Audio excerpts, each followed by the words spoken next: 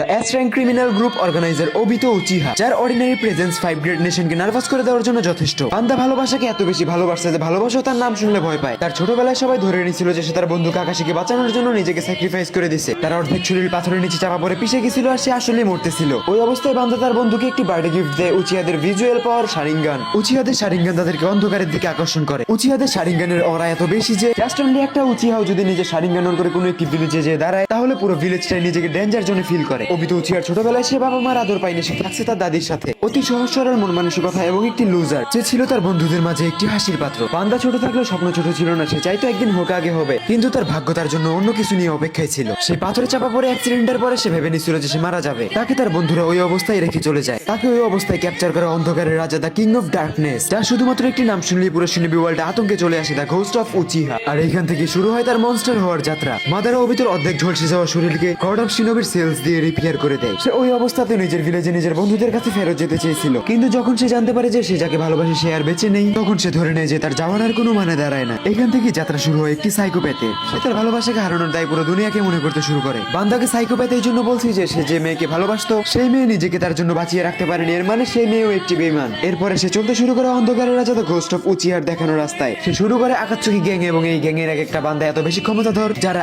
একাই একটি ভিলেজকে wipe out করে দেওয়ার জন্য যথেষ্ট। গ্যাংয়ের প্রত্যেকটা বান্দা literally S rank criminal. Ghost of Uchiha মাদারের কাছে ট্রেন হওয়ার কারণে সে দিনে দিনে একটি সাইকোপ্যাথ কিলার মেশিনে পরিণত হয়। মাদার উচিহা তাকে লিটারালি এত বেশি স্কিলড বানিয়ে দিয়েছিল যে সে নাইনটেল বিস্টকে নিজের ভিজুয়াল পাওয়ারের মাধ্যমে কন্ট্রোল করতে পারত। সে তার ভালোবাসাকে মেরে ফেলার প্রতিশোধ নেওয়ার জন্য পুরো দুনিয়াকে ধ্বংস করতে নেমে যায়। শিনোবি ওয়ার্ল্ডে টেল বিস্ট নিয়ে সচরাচর সবসময় মারামারি লেগেই থাকতো, কিন্তু সেখানে ওবিতো উচিহা একাই পুরো 7 টেল বিস্টকে ক্যাপচার করে ফেলে এবং ডিক্লেয়ার করে দেয় the 4th great Ninja war. যে যুদ্ধের রণক্ষেত্রে ওবিতো উচিহা তাণ্ডব ঠেকানোর জন্য 5 গ্রেট নেশনকে একসাথে হইতে হইছে। বান্দার ক্ষমতা এবং শক্তি এত ইনসেন পর্যায়ে চলে গেছিল যে দ্য গড অফ শিনোবিও তাকে দেখে বলতেছিল একে ঠেকানোর জন্য আমার শক্তি কম পড়তেছে। যুদ্ধের একটি পর্যায়ে যে সে রিয়েলাইজ করতে পারে সে তার জেদের উপর এতদিনই যা কিছু করে আসছে তার কোনো কিছুরই অর্থ দাঁড়ায় না। শুধুমাত্র একটি মেয়েকে ভালোবাসতে যে সে নিজের আপনজন এবং নিজের সবকিছু হারিয়ে ফেলছে, তার স্বপ্ন, তার বন্ধু বান্ধব, তার শিনোবি ওয়ার্ল্ড। এই ব্যাপারটা যখন সে ঠিক মতো বুঝতে পারে তখন সে থেমে যায়, আর এইখান থেকে উঠে আসে এক নতুন নাম, the greatest broken hero of all time, Obito Uchiha. এখন তুমি আমাকে বলো এই ভিডিওটা তোমার কেমন লাগছে? আজকের জন্য এই পর্যন্তই। Take care.